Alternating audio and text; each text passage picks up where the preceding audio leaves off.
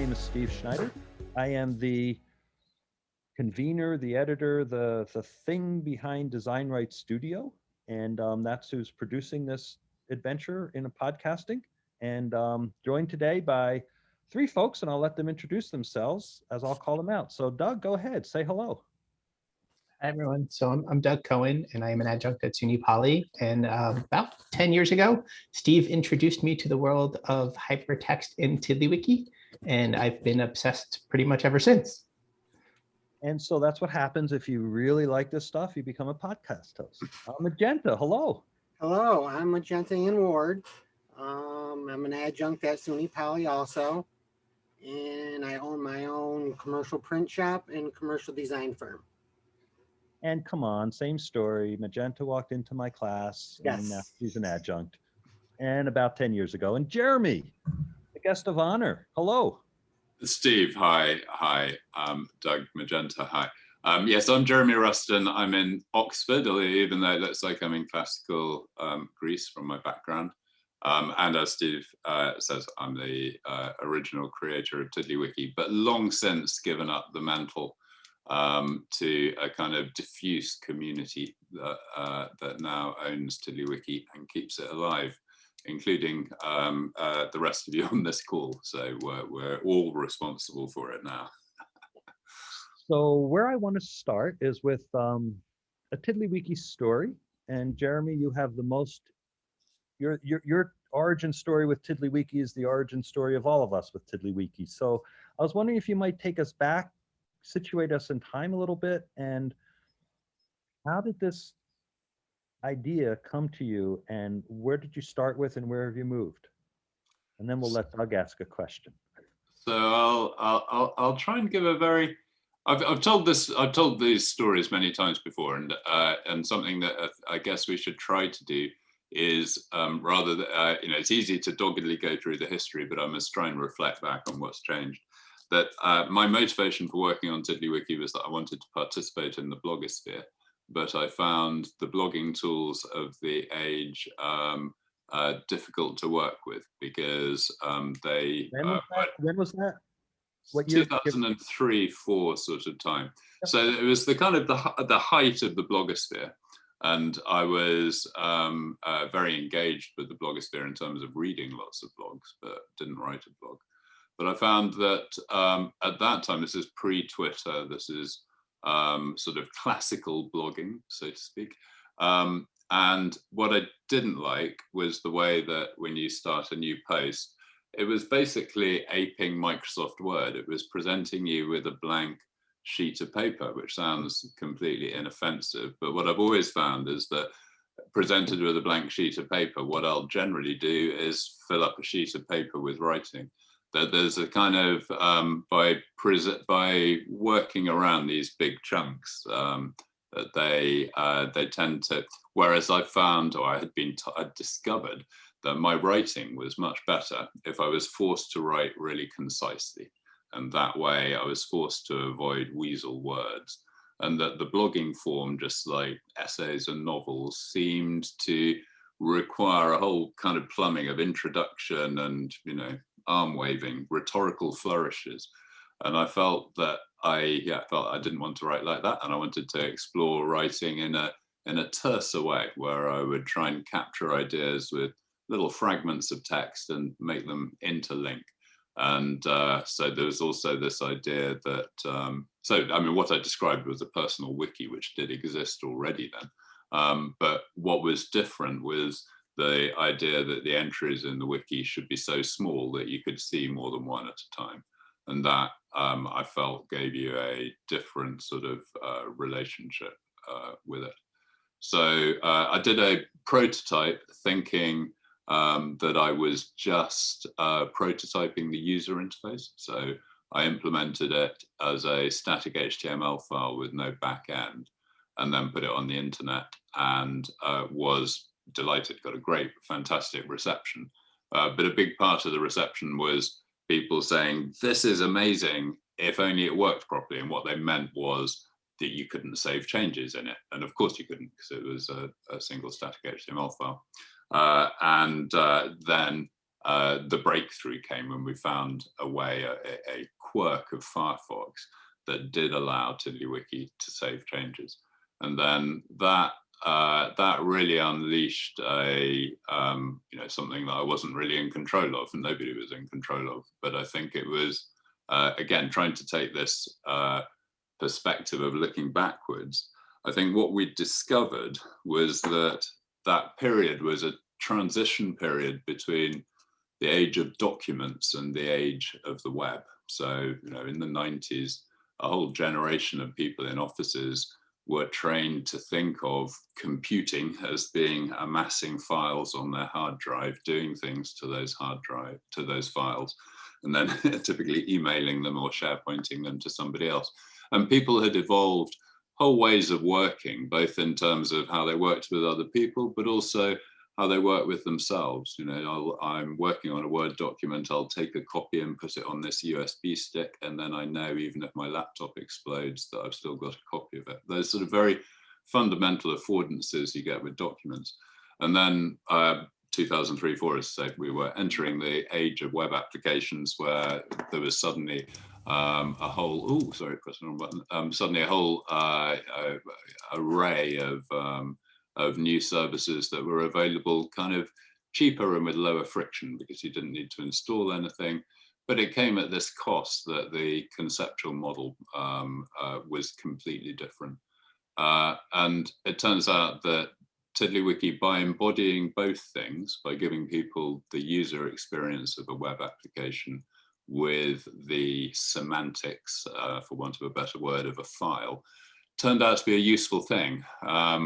And I think that's sometimes surprising to people who come from a traditional software development background, because it's an ultra unorthodox way of looking at the web. It's both it's a funny web application and it's not a normal Office application, because as an Office application, it has this characteristic that it's both the data file and the executable that you use to edit it.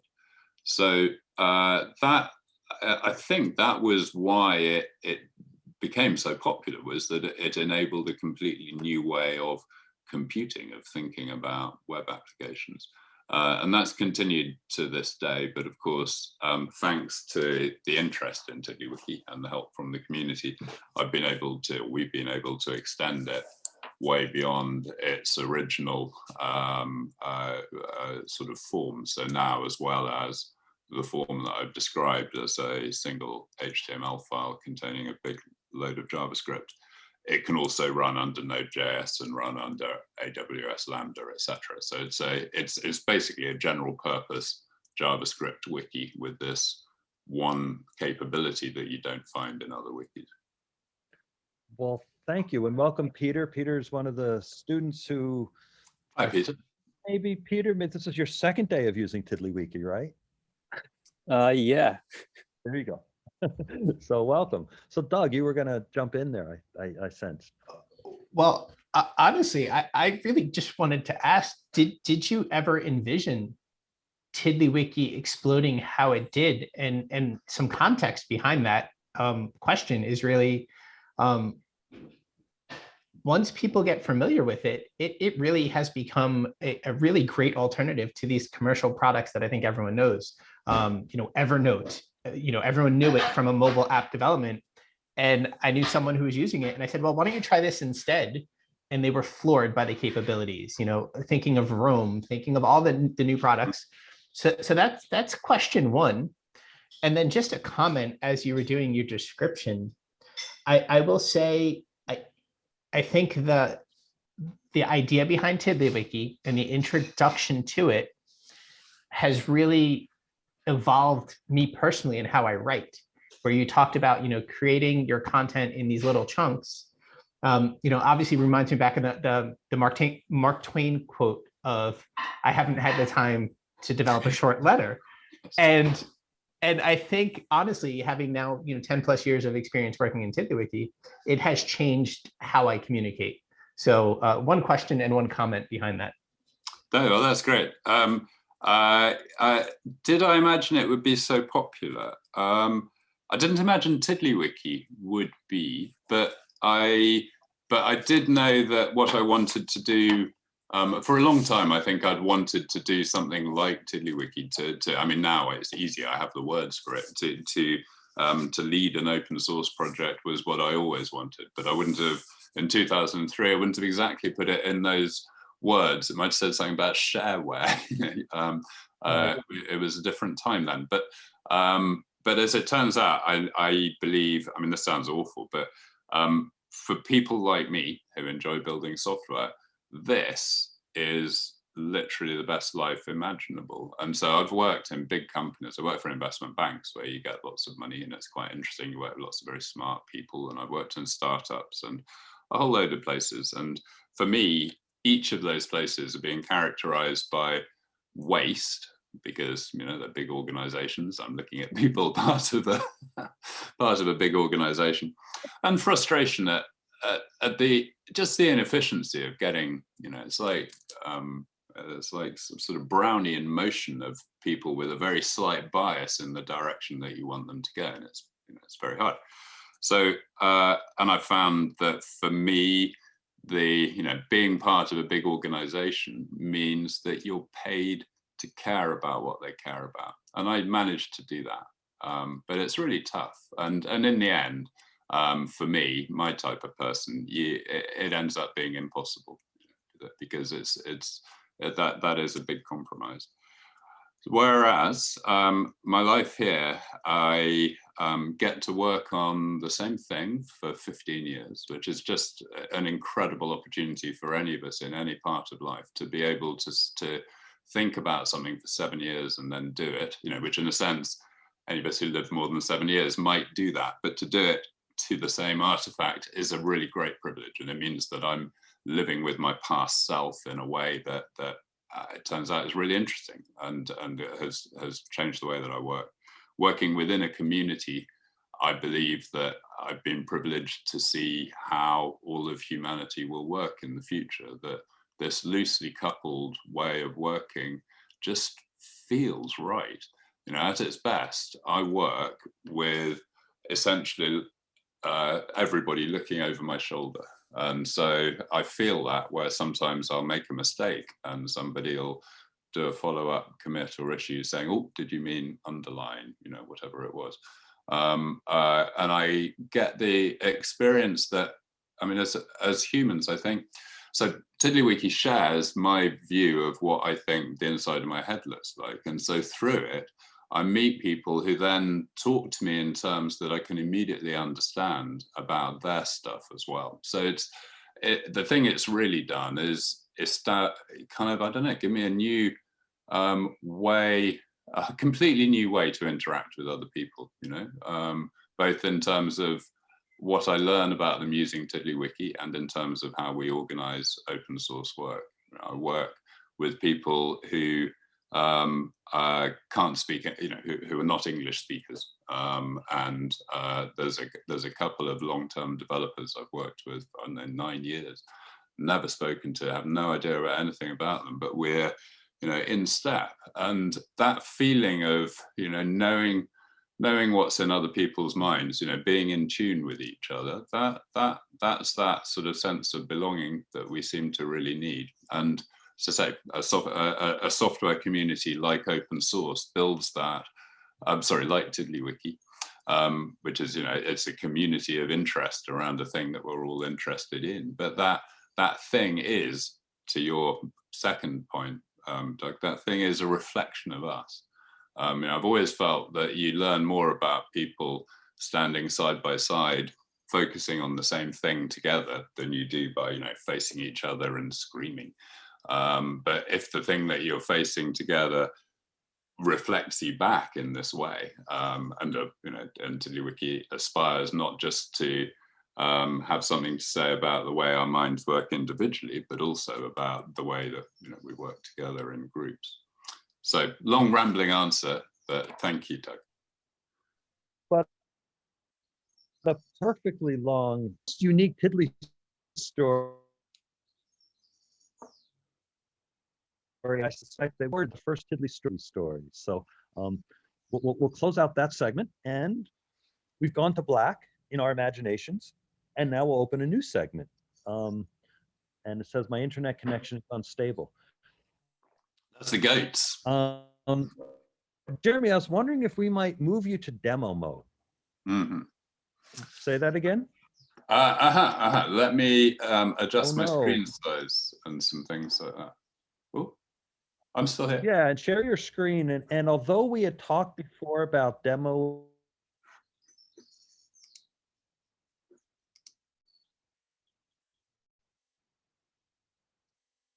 I hope it's Steve that's frozen and not me.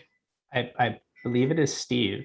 And if we want to wait for Steve, I could fill it because I do have one more question that I'd love to know about, but it doesn't have to be at this point. Let's do that and let Steve get his 3G sorted out. Which is, you know, as I think from TiddlyWiki Classic to what TiddlyWiki is today, it's a world of difference. Do you envision another jump like that? Or, are you really where you want to be and we're going to grow on the current platform? There would be, so TiddlyWiki 5 started with a much more ambitious architecture, but still with lots of mistakes and things that I hadn't thought through. And it's only really now that I think that I fully understand, well, fully, a hostage to fortune that, but now I feel I sufficiently understand the whole problem. A lot of software, you make it up as you go along. And so that does, in a sense, mean that I have a pent-up desire to clean things up.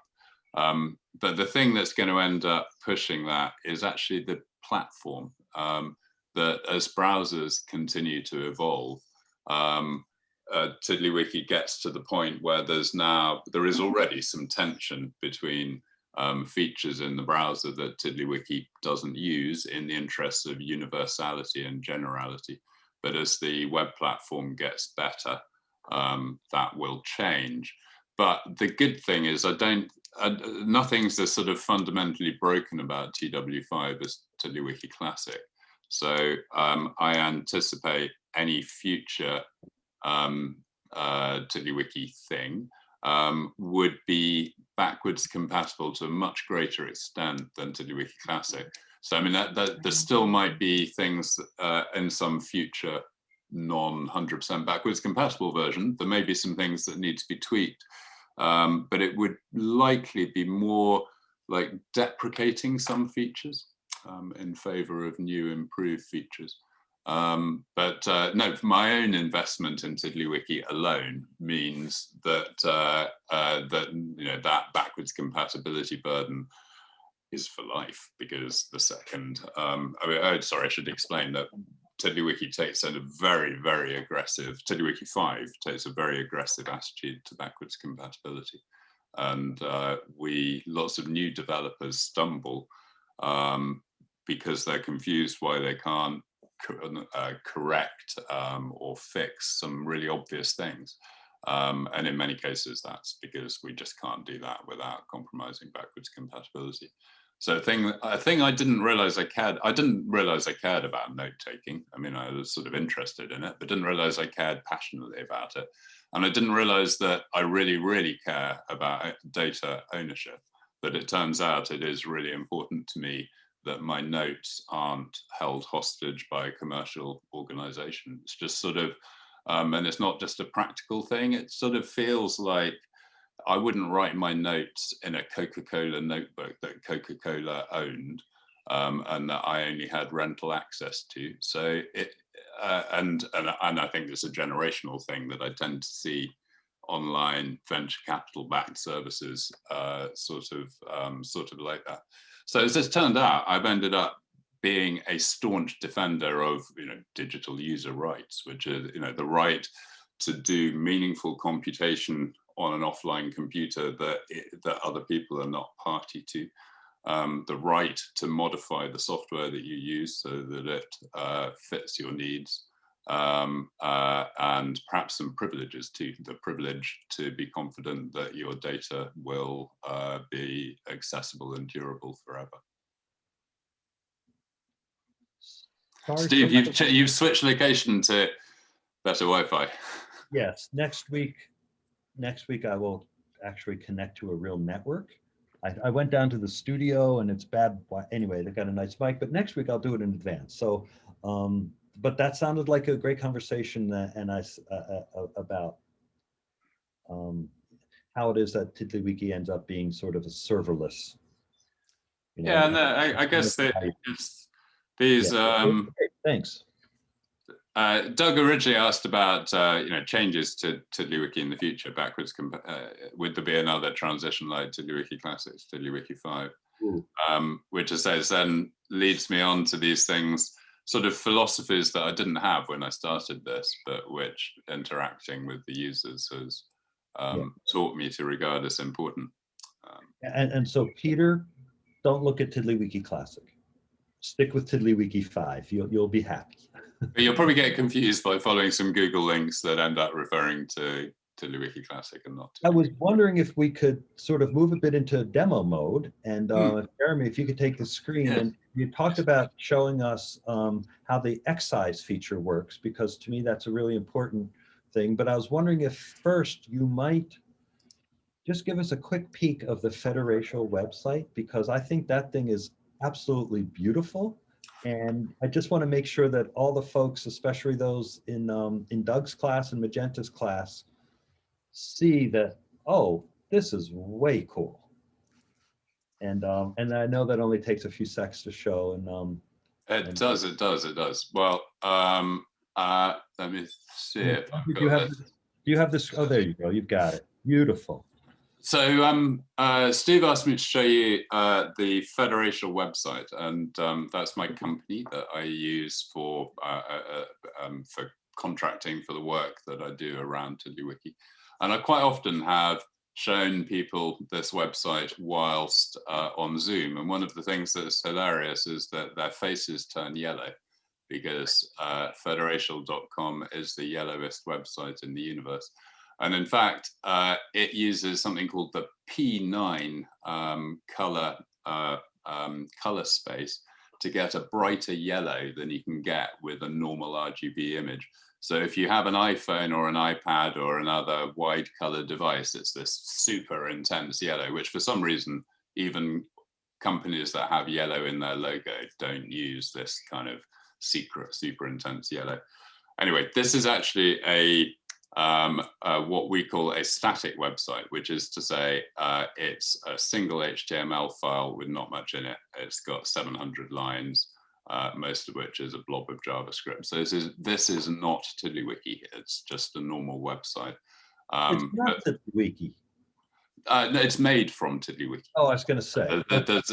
There's a subtlety in my words there, but okay. It does have some interactivity. If I click on one of these thumbnails, then it scrolls down to that position. And if I click on the arrow, then it'll scroll back up. So it was me exploring a very TiddlyWiki-esque idea using, this is a technique called scroll jacking, where you use the scroll position to drive an animation. And you can tell what I was trying to do. I wanted this idea that when you come to the website, you see a thumbnail view of everything, and then as you interact with the website, the thumbnails unfold so that you can read the content. And that is made from, can't type my own URLs. That is made from an instance of Zemamax, which is an online multi-user version of TiddlyWiki that I use for my client work. So here is the same content, but in a conventional TiddlyWiki form. So you can search and so on in the usual way. And then if I make any changes to tiddlers, to those tiddlers, then they automatically get republished to here. So it's a technique that turned out to be important, because when lots of people, I think I touched on this, but lots of people in the normal web development community find aspects of TiddlyWiki quite sort of troubling because it is so unorthodox. And one of the aspects that concerns people is that it's a big ball of JavaScript. So if I turn off JavaScript, which I can do, sorry, behind the scenes here, somehow. If you turn off JavaScript, how do you turn off JavaScript? I can't remember how you turn off JavaScript. Oh, here. This is disable JavaScript. Okay, so disable JavaScript and refresh this page, and it doesn't do anything useful. So that lots of us in web development love to snigger at websites that get that wrong and require JavaScript inappropriately. But of course, TiddlyWiki has to require JavaScript. That's its thing. But this ability to generate what we call static websites turns out to be was an important part of, I think, TiddlyWiki becoming acceptable to that community, to the people that that want their websites to be nice skinny things without too much JavaScript. Oh, and I should have shown you obviously that although this has JavaScript, if I disable the JavaScript, it still works. So it's very different type of JavaScript than for TiddlyWiki itself. But this is the kind of thing, I suppose, that shows how TiddlyWiki, although most of us think of it, and undoubtedly most of the attention is around individuals using the single file edition for personal use, that over the years it has grown into a powerful enough system to do all kinds of crazy stuff. I like to tell people about one of my clients is a law firm that has had a Word document that was just hitting 32 megabytes, which is the limit on a Word document, 114,000 pages. And they started a project to migrate it to TiddlyWiki, which I was extremely doubtful about. It seemed to me that TiddlyWiki would be the last tool that you would choose. But this was like 3 years ago or something. But their problems were really intense. Just opening the Word document took 10 minutes over the network. Typing a character and waiting for everything to change took like 10 seconds in some cases. So we turned it into a TiddlyWiki, which turned out to be a 100 megabyte TiddlyWiki with 66,000 tiddlers. And it just works and if you search for a string across these 66,000 tiddlers, you get reasonable performance, like search results back in a second or so, which is one of the things that's been immensely beneficial to TiddlyWiki, that we benefited from the advances of browser technology that have just, there's literally no class of software that has received as much sustained investment as browsers. And now, as I'm sure you know, browsers in terms of performance outstrip many of the, well, Java would be the notable sort of earlier contender.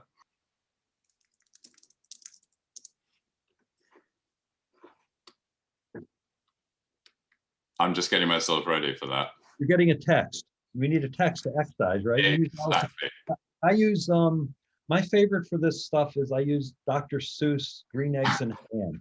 I think Dr. Seuss has been cancelled, hasn't he? Well, okay, I lose track. yes, he's lost. Yeah, but the Green Eggs and Ham to me, because it's only 50 words, and one of the exercises in a former class was to have students turn that into a wiki where they basically made each word a tag. So you'd have 50 tags and do all sorts of things. Okay, so we're on this Gutenberg text. Great. Okay, so this is, Steve asked me to show the excise tool in TiddlyWiki, which is a very interesting choice. That there are some, if I show you the TiddlyWiki text editing interface, it's got a toolbar, kind of a familiar toolbar similar to other tools that you might have seen, bold and italic and so on. So there's a number of features there that kind of meet users' expectations for an editor. And so let me use some of those features just to demonstrate the point. Hello, Steve and Doug.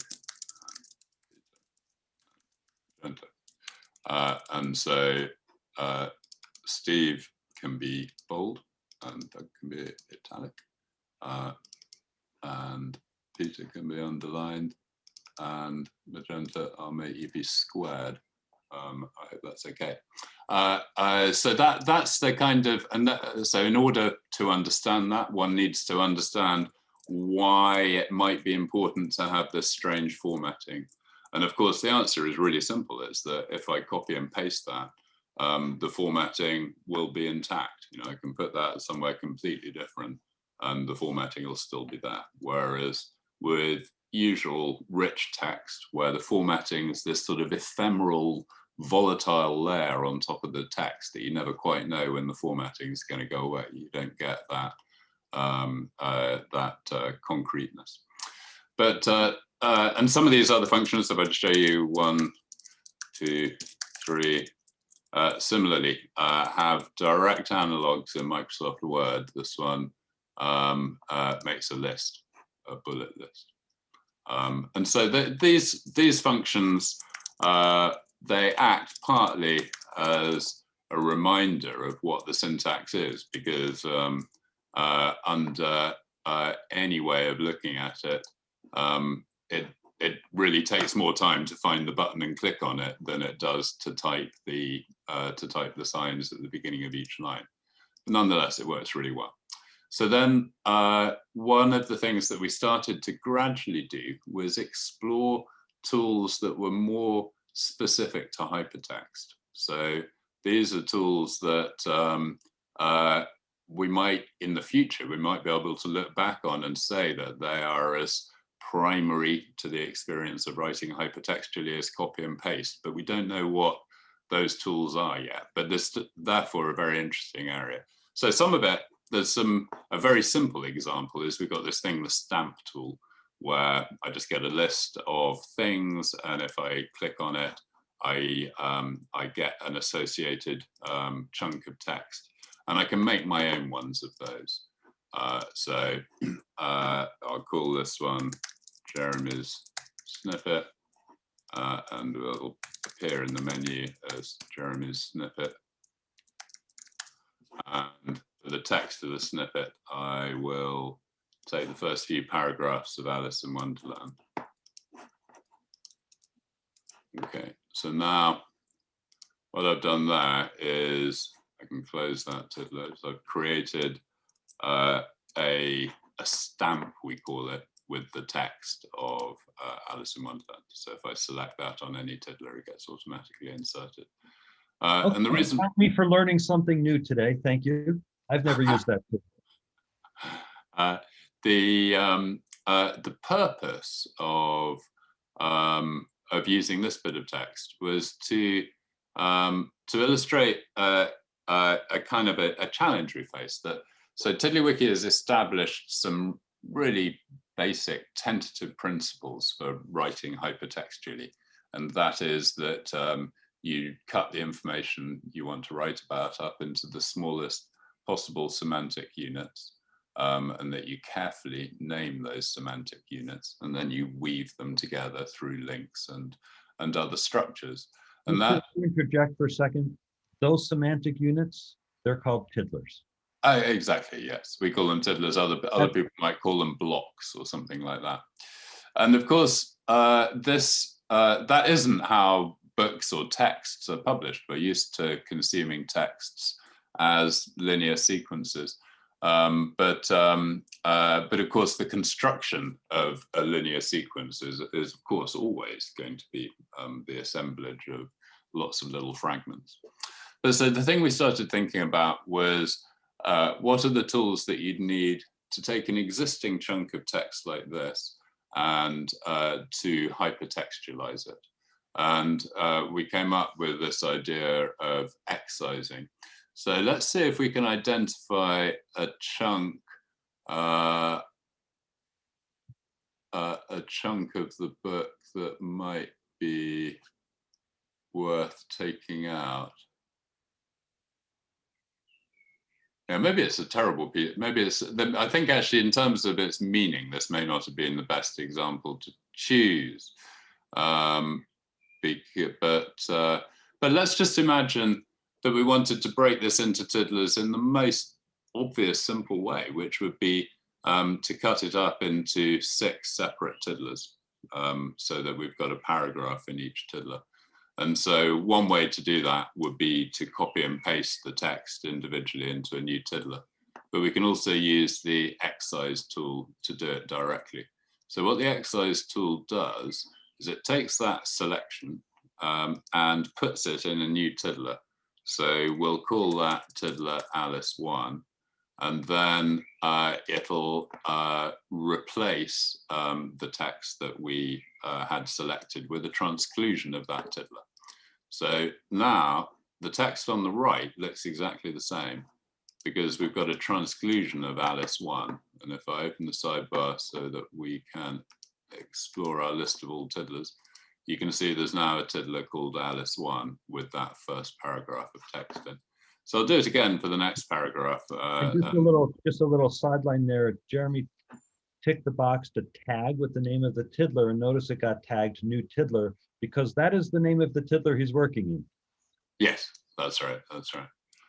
So here's Alice 2 going in, and again, is this paragraph here we're watching that remains unchanged, even though it's been converted into a transclusion. So that a sort of another example, I suppose the general case is when you've got a tiddler that's too big and you want to chop it up into smaller chunks, you can use the excise tool. And a bit like copy and paste, it's a primitive that does, well, actually 2 things, because it creates the new tiddler and it replaces the selection. But it does those 2 things consistently. It never does anything else other than those 2 things. And the hope is that that's therefore the kind of primitive that once it's lodged in a user's mind, they can apply the primitive to solve a whole bunch of different problems in the same way that we would use copy and paste to solve very different looking problems. But you know, the copy and paste is the hammer that everybody has in text editors. And the other feature, I think that you've got the paragraph highlighted. If you excise this and replace it with a link instead of a transclusion, it illustrates sort of 2 of the core features of hypertext. Oh, you forgot to give it a title, but Oh, it did, yes. But it became new excision. New and excision. if I click on that, it'll jump. That's fine. Yeah. And so now it's a link to new excision instead of a transclusion. And so Peter, I can see a little questioning, but what you're seeing is links and transclusions kind of being built. And that's 2/5 of the way towards hypertext. The only thing you have left is templates, lists, and tags. I think that's the list that never ends, though, isn't it? That we always think of new entries on that list. Mike and I are intellectually having a debate about whether there should be 6 things or 5 things, about whether listing is sufficient or if they have to be separated into filtering and sorting, as he's doing in his class. But so Jeremy, though, this is an amazing concept because it also really feeds into the whole notion of just introducing hypertext. You know, as we think of people transitioning from the Word documents and from the various data sources, you know, I can think of actually as we build academic materials, this feature is huge. You know, in an old course structure, you have a Word document that's a syllabus, and to be able to start and then use this tool to create it as an interactive syllabus is tremendous. And, you know, you can think about this, and as we talk about the academic materials, this is exactly how the course structure for the summer course is set up, is we have our assignments and, you know, they have a due date, and that's its own tiddler because that's an important chunk. And then we're able to transclude the due date into multiple tiddlers so that we can put a calendar together. You know, we've discovered something. We've discovered a paradigm that is slightly different than, you know, it's the best one can hope for, than what's gone before. And it's this, and it stems from the way that TiddlyWiki's wiki text is so rich that we use it to build the entire user interface that one interacts with. And that it makes TiddlyWiki part of a long and, in my opinion, glorious tradition of software tools with the property that they're written in themselves. Smalltalk is the classic one. So when you sit down in front of a Smalltalk computer, everything that you interact with is Smalltalk. And therefore, once you've learned Smalltalk, you can change any aspect of the system. And these systems, so there's been many over the years, they all tend to emphasize this idea that everybody's needs are different, slightly different. We can invent tools, generic universal tools, but those tools need to be customized for the particular use case. And the benefits of doing so are really profound in terms of our efficiency, but in terms of the tools working at all. So yes, sorry. Yeah, that notion of primitives and of wiki text, Oh, yes. That's it's something that's been really exciting recently. That we've some of the work I've been doing with with SAC in the community has been on extending what we call action widgets, which are a fairly arcane bit of TiddlyWiki that most users wouldn't. Well, they might copy and paste some code including them, but they're not central to most people's experience of using TiddlyWiki. But they're the way that we express imperative actions. So things that need to happen one after the other. So are those the commands that are action, new tiddler, action, new field, action, do this? Yes, exactly. Those kinds of things. Whereas most of TiddlyWiki is what we'd call declarative. So that's to say that this entire user interface that you see here is a product of rendering a transformation of the content of those tiddlers into a visual representation. And that visual representation automatically updates whenever the underlying tiddler changes. That's a consistent, coherent way of doing user interfaces that isn't unique to TiddlyWiki. React and Vue.js, those kinds of tools work in exactly that way too. But they, for their imperative bits, for the times when you want to say do this, then do that, they use JavaScript. Whereas part of what TiddlyWiki wants to do is to make the kinds of things that JavaScript developers can do be accessible to a much broader set of people. And so therefore JavaScript is not the answer.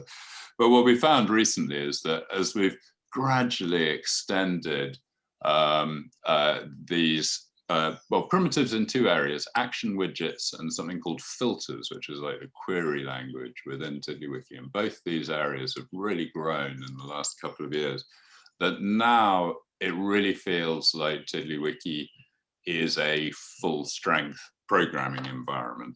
If I could show you one more thing, if I may.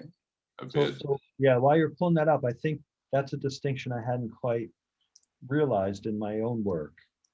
Using the action widgets are basically like writing small pieces of code that are sequential sets of actions, and using the declarative statements are just changing the whole thing. So as I've learned, took me a while to get it, but pretty much every keystroke in TiddlyWiki causes a refresh at a certain level. And that's right.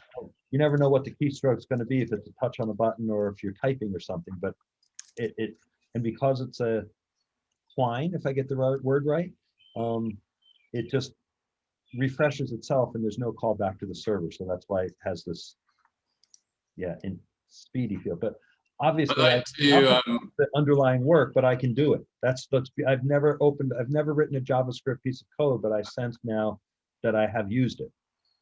Yes, probably. This is a diagram I like to confuse people with. Again, lots of people hate it because it's handwritten, but it's handwritten to express uncertainty and to be purposefully telling you this isn't reality. This is a sketch of it, but that's what you want, to try and understand things. And the 100-mile away view is that it's a pipeline that runs from left to right. And what that pipeline does is converts wiki text. So the normal narrative text with added gobbledygook gets converted in the end to HTML, which is the lingua franca of browsers. How that happens is immensely important to TiddlyWiki because these steps of the process are where all of TiddlyWiki's engineering is. And so what TiddlyWiki does is, having established this pipeline as the way that rendering happens, it's then reused for everything else. So when we save changes, we regenerate the HTML file using this pipeline. When we, crazy thing, when you're running TiddlyWiki with a server, so that's where you're using it in a browser, but it's connected to a Node.js server. There's actually two instances of TiddlyWiki working. There's one in your browser that you interact with. You modify a bunch of tiddlers, and then those changes trickle over to the server in the background, and then from the to this other instance of TiddlyWiki, and from there they trickle off to the file system. So that's a crazy architecture. Nothing else. There's lots of software that's isomorphic, which is to say it can run under Node.js or it can run in a browser. But the fundamental architecture of the thing being that TiddlyWiki is a distributed system in client-server mode. It is literally two instances of the same software running and exchanging data. Very different than the normal client-server model, as we used to call it.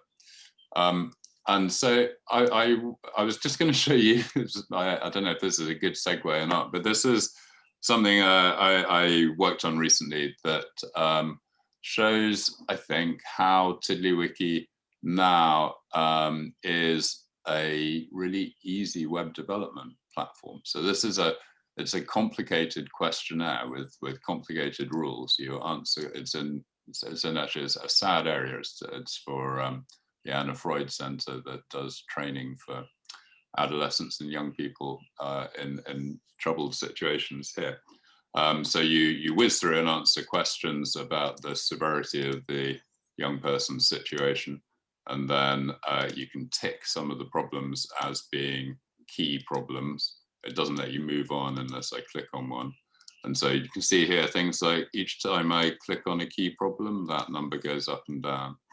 And here I've got a kind of overview of all of the questions, which also shows me indications of which were the ones that I marked as key problems.